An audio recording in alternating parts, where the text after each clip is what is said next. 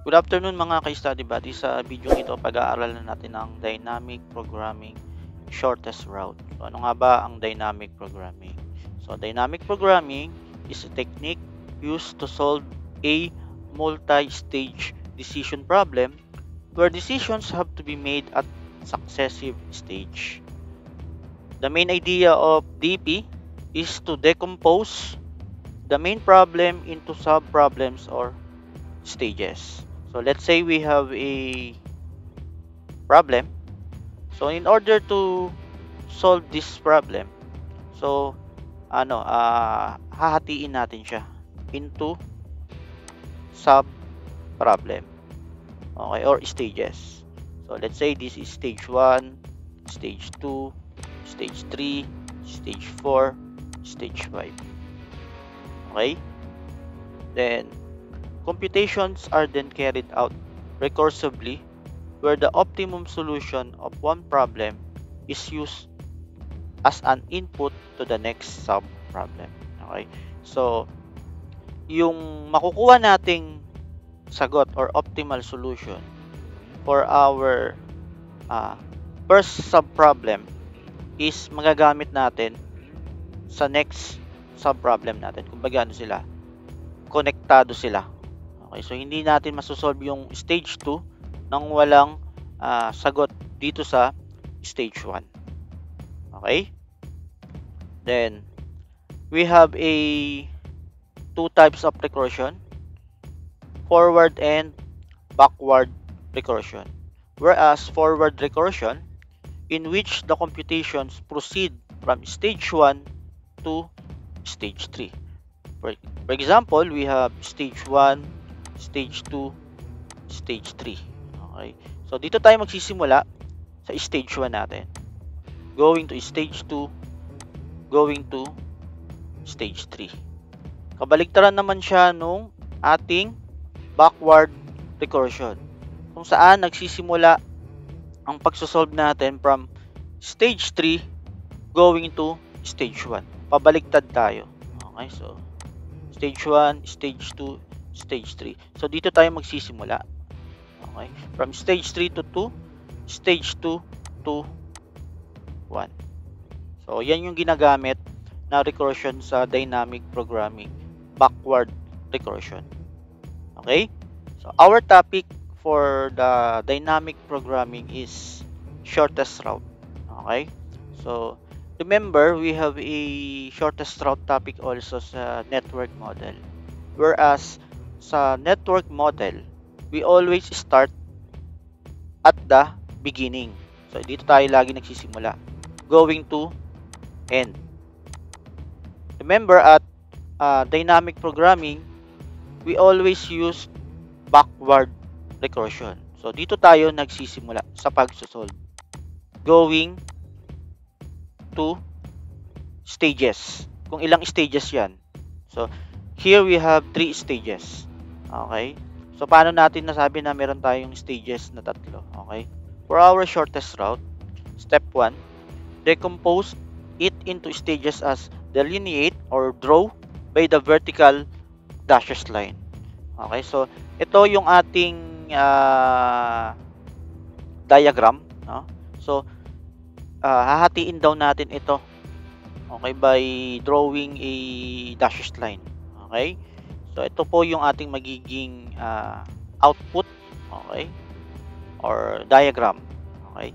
So, meron tayong stage 1, stage 2, and stage 3. Okay, nahahati. Meron tayong one problem, then we divide it into a sub-problem, whereas na-create natin is 3 sub-problem. Okay? So, we will start from stage 3 by using backward recursion. Okay?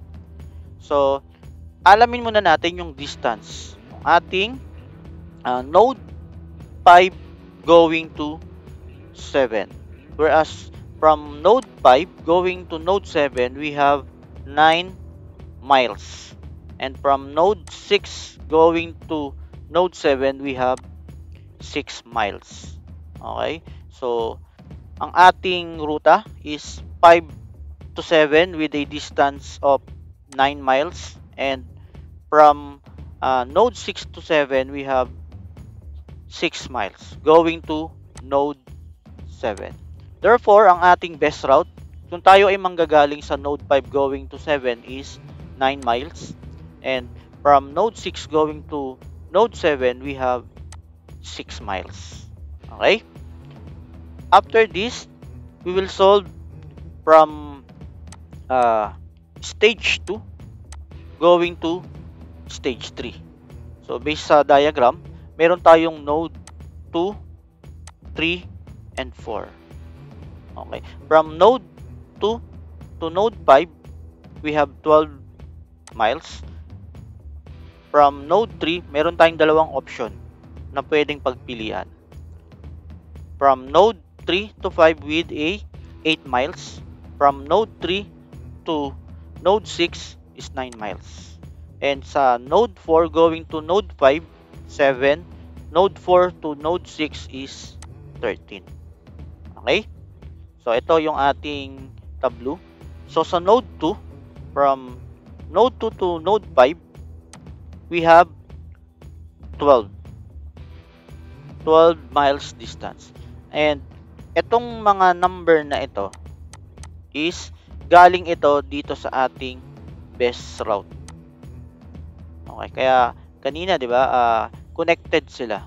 Yung mga makukuha nating sagot in each sub-problem is magagamit natin doon sa succeeding stage na sasagutan natin. Okay? So, from node 2 to node 5, we have 12 miles. Then, ang best route daw is 9. So, we will add, we have 21 miles. So, kung manggagaling ka, or ang pipiliin mong node ay node 2, you have 2 to 5 and 5 to 7 with a optimal solution or best route na 21 miles. From node 3 going to node 5, we have 8 miles plus 9 miles is equal to 17. From node 3 to 6, we have 9.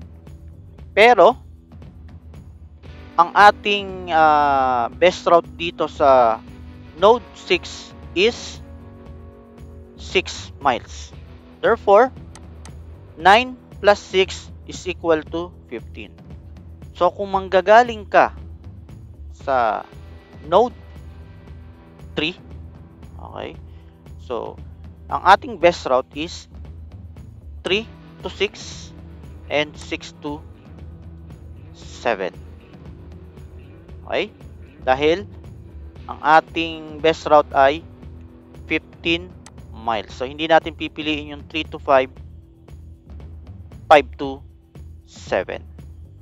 Okay? So, ito ay hindi natin pipiliin. Okay. Kung manggagaling ka naman sa node 4, okay, so we have 2 route, 4 to 5 and 4 to 6. Okay? From 4 to 5, merong 7 miles plus yung best route is 9 miles. So, 7 plus 6 is 16 miles. From node 4 going to node 6 is 13 plus 6 miles is 19. So, ang pipiliin natin kung tayo ay manggagaling sa node 4 is node 4 to 5 and 5 to 7 with a total of 16 miles. Okay? So, ito po yung ating magiging route. 4 to 5 and 5 to 7. Okay? Next, after nating masolve yung stage 2, we will solve the stage 1. So, sa ating stage 1, from node 1, we have 3